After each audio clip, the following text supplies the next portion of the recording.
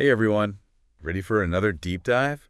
Today we're going to dig into a band called Sift. Oh, yeah. They never hit the big time, Right. but they were around forever and just Yeah. put out some really cool music and They're a band's band. yeah. And the thing that always grabs me about Sift is the bass playing. Oh, yeah. Kurt Meinhold. Kurt Meinhold, Yeah, just just fantastic. really distinctive. Yeah, so we're going to trace their whole history from their start as Speeny Bowl Wagon Oh wow, yeah. in Boston in the early 90s, Wow. all the way to their final album, Denouement.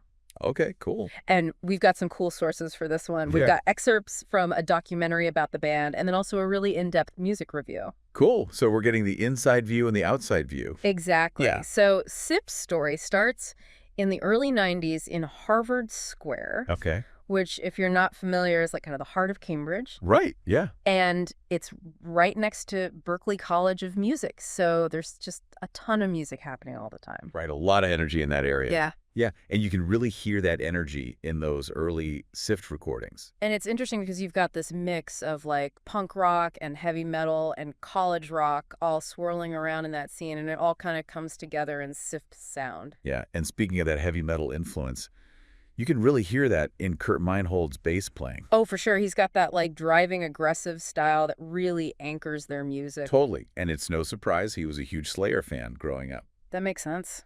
And there's this quote from him in the documentary where he talks about how he was drawn to music as a way to kind of escape his background. Oh, wow. He came from a pretty poor family, and music was his way to get and do more. Wow. That's powerful. Yeah, and you can hear that hunger in his playing. Absolutely. So before they were Sift, they were actually called Speeny Bowl Wagon. Speeny Bowl Wagon. What is that? Right, what even is that? And what were they thinking? Well, it was just a bunch of high school friends jamming out, experimenting with that alternative rock sound that was so big in the early 90s. So, like, they were just messing around having fun. Exactly, and they were even putting out cassette demos back then. Oh, wow. Old school. Super DIY. Totally. And it was actually through one of those demos that Kurt met Justin Burmeister. Oh, wow. So that's how they connected. Yeah, Kurt had put up a flyer at Berklee looking for a guitarist, Okay. and Justin saw it and was like, I'm in. That's awesome. And they just clicked musically right away. That's so cool. Like a musical meet cute? I know, right? Mm-hmm. And from that point on, they were pretty much inseparable. Wow. So they were the core of Sift. Yeah, they were the heart and soul of the band. And even in those early Speeny Bowl Wagon recordings, Kurt's bass playing is just phenomenal. Oh, absolutely. He's already got that signature sound. That drive-in melodic style. Yeah, he's not just keeping the rhythm. He's adding all these layers of melody and harmony. Right. It's like his bass is another lead instrument. Exactly. So how did they go from Speeny Bowl Wagon to Sift? Well, it turns out the newer members of the band weren't really into the whole Speedy Bowl Wagon thing. I can see why. Yeah, it's a mouthful. And maybe not the most serious band name. Right. So they decided to change it to Sift. Okay. I like it. It's simple and memorable. Yeah, and it kind of reflects their sound, too, you know? Like sifting through all these different influences and coming up with something unique. Yeah, and their sound was definitely unique. I mean, they had all these crazy influences like classical music, prog, rock, goth, industrial. Even a little bit of clowncore in there. Clowncore, what? I know, right? Like, who would have thought? But they somehow made it work. I guess that's the beauty of Sift. You never knew what to expect. And through it all, you've got Kurt's bass just grounding everything. Oh, yeah. His playing is like the thread that ties it all together. Totally. And I think their democratic approach to music really helped, too. What do you mean by that? Well, every single member had to be totally on board with a song for it to make the cut. Oh, wow. So no one was dictating the direction. Exactly. It was a true collaboration. And I think that's why their sound is so diverse and interesting. Yeah, it's like a musical tapestry woven together from all these different threads. I love that. And speaking of diversity, they had a whole bunch of different singers come and go over the years. Oh, really? Yeah. It's almost like each singer brought a new flavor to their sound. That's so cool. So who were some of the standout vocalists? Well, there was Deep Chinapa, Yeah. who brought in some Middle Eastern influences. Oh, wow. Then there were the Gajiva Years with their powerful gospel-infused vocals. Wow. That's a wild mix. I know, right? Oh. And then you had Sue Mikes, who brought those darker goth elements into the mix. So they were constantly evolving. Yeah, never standing still. And how did Kurt's bass playing adapt to all these different singers? It's amazing. He's like a chameleon. He can blend in with any style, but he always maintains his own unique voice. It's like he's got this incredible range. He can be heavy and driving or delicate and melodic. Yeah, and he's always pushing himself to try new things. Oh. Right. And through it all, he's got this amazing sense of groove. Totally. He's got that pocket, you know. Yeah. He locks in with the drums and just creates this solid foundation for the music. And speaking of foundations, one thing that was consistent throughout Sift's history was their love for The Cure. Oh, yeah. They were huge Cure fans. It was like the one band that all the members could agree on. That makes sense. The Cure has such a wide appeal. Yeah, and you can hear that influence in their music, too, especially in the way they use atmosphere and texture. Totally. They were masters of creating mood. And, of course, Kurt's bass playing is a huge part of that. Oh, yeah. His bass lines are so evocative. They really draw you into the music. They're like little stories in themselves. Exactly. And speaking of stories, things are about to get a lot more interesting as we move into the Desperate Hope era. Yeah, because that's when Kurt decides to move down to North Carolina. Oh, wow. So they're going long distance. Exactly. And you'd think that would be the end for most bands, but not Sift. They were determined to keep going. And they made it work, despite the distance, and their music actually became even more, like, intense and focused. That's awesome. And, of course, Kurt's bass playing is a huge part of that. Right. He's the anchor that holds it all together. So get ready, because the Desperate Hope era is a wild ride. I can't wait. And we'll be back after a quick break to dive into it. Sounds good. Stay tuned. Good up. All right, so we're back, and we're talking about the Desperate Hope era of Sift. Yeah, 2005, Kurt moves to North Carolina. Wow, big change. Huge, right? Like, you would think that's it for the band. Yeah, most bands would call it quits. Totally. But not these guys. Dedicated. They were like, we're making this work. That's amazing. And they actually ended up releasing an album called The Desperate Hope during this time. Okay, I see the connection there. Right. Like, it really captures the whole vibe of that period for them. Trying to keep things going despite the distance. Exactly. And you can hear that in the music, too. Oh, yeah. How so? Well, it's got this really, like, yearning quality to it, you know? Okay, yeah. Like they're reaching out across the miles trying to connect. Wow. I can imagine that. And Kurt's bass playing must have been crucial during this time. Oh, absolutely. He's like the glue holding everything together. Right. His bass lines are so strong and steady. Yeah, that grounding force. Exactly. They give the music this sense of stability, even when everything else feels kind of like up in the air. Yeah, that makes sense. And it wasn't just Kurt who moved, right? No. The drummer Todd Borowski, he actually ended up relocating to Japan. What? Japan? I know. Can you imagine trying to rehearse with band members scattered across multiple continents? It's mind-boggling. Talk about a logistical nightmare. I know, right? But somehow they made it work. That's incredible. They would send files back and forth. They would use video conferencing. They even managed to get together for a few live shows. Wow, so they were really committed to making this work. Oh, yeah. They were all in. And there's this funny anecdote in the documentary about their annual Thanksgiving shows in North Carolina. Okay, what happened? Well, someone described their sound as like REM, but way creepier. Oh, that's great. I know, right? Yeah. Like perfect description. Yeah, it really captures that kind of like melancholic, but also kind of dark and unsettling vibe they had. Totally. And I think that's one of the things that makes Sift so unique. Yeah, they never fit neatly into any one genre. They were always kind of on the fringes, doing their own thing. Which is awesome. And of course, Kurt's bass playing was a huge part of that unique sound. Oh, yeah. He's so versatile. He can play those driving rock riffs, but he can also get really experimental and atmospheric. Right. He's not afraid to push the boundaries. And he always brings this like intensity to his playing. Yeah. You can feel the passion in every note. Totally. Yeah. So eventually, though, the long distance thing started to take its toll. Yeah, I can imagine. It's tough to keep a band going when you're not all in the same place. Right. And life gets in the way, too. Totally. So Sift ended up evolving into a duo.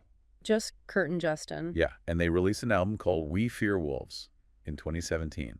Okay. And how did their sound change as a duo? Well, they started incorporating more electronic elements. Oh, interesting. Yeah, and they brought in some guest musicians to fill in the gaps. So they were still collaborating with other people. Exactly.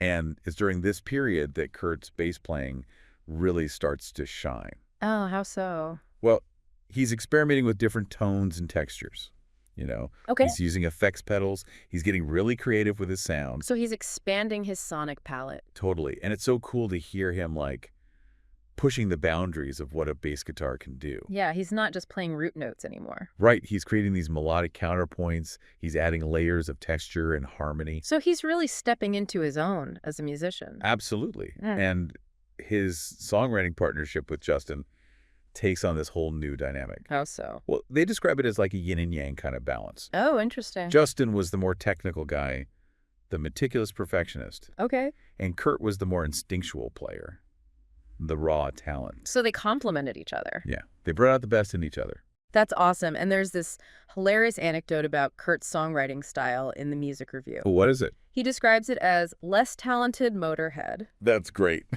I know, right? Like so self-deprecating. But also kind of accurate. Yeah, you can definitely hear that raw energy in his playing. But it's also refined and shaped by Justin's influence. Right. It's like the perfect blend of chaos and control. Exactly. And it's so damn catchy. So they're putting out some great music as a duo. Oh, yeah. They were really hitting their stride. And then tragedy strikes. Yeah. In 2020, Justin passes away from esophageal cancer. Oh, wow. That's so sad. It was a huge loss for the music world. And for Kurt, personally. Yeah, they were such close friends and collaborators. Right. And their final album, Denouement, becomes this incredibly poignant tribute to Justin. That's beautiful. Kurt was determined to finish the album as a way to honor his friend. That's so powerful. And his bass playing on Denouement is just heartbreaking. Really? It's like you can hear the grief and the love in every note. Wow. I can't wait to hear it. It's definitely their most mature and emotionally resonant album. And it's a fitting end to their story. Yeah, it's bittersweet, but it's also a testament to the power of music to heal and to connect us. Absolutely. So let's dive into Denouement and explore some of the standout tracks. Okay, sounds good. So Denouement, what's it like? It's really something special. No? I mean, it's obviously very emotional, Right. given the circumstances, Yeah. but it's also their most, musically ambitious album. Okay, how so? Well, there's a lot of experimentation with different sounds and textures, Yeah. and Kurt's bass playing is just off the charts. Really? In what way? He's using all these different effects. He's playing with melody and harmony in ways he never has before. So it's like he's pushing himself even further. Totally. And it's clear that he poured his heart and soul into this album. Yeah. It's a real labor of love. That's beautiful. And what are some of the tracks that really stand out to you? Well, there's Doom, which is this really dark and heavy track. That features samples from a real-life exorcism. What? An exorcism? Yeah, it's pretty intense. Wow. And it was actually written before Justin's diagnosis. Oh, wow. But it takes on this whole new meaning in light of his passing. Yeah, I bet. Like a meditation on mortality and the darkness that exists in the world. Heavy stuff. Yeah, and Kurt's bass on this track is just monstrous.